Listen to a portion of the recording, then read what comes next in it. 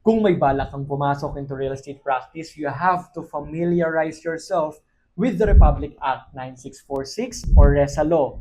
Marami sa atin ang nahihikayat ng mga storya ng pag-unlad ng isang tao dahil sa real estate.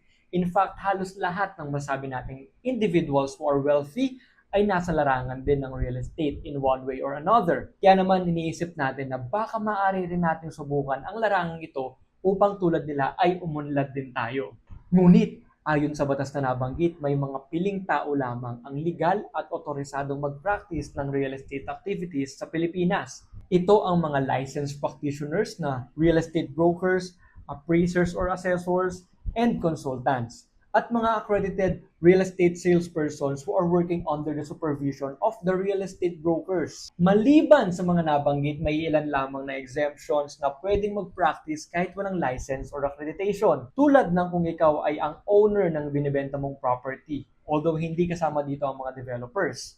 At kung ikaw ay receiver, trustee, or assignee in bankruptcy or insolvency proceedings, or you are acting in the order of any court of justice, or isa kang constituted attorney-in-fact for purposes of sale, mortgage, lease, or exchange, or other similar contracts of real estate without requiring any form of compensation. Kaya kung gusto mo ng ganitong videos, follow me for more.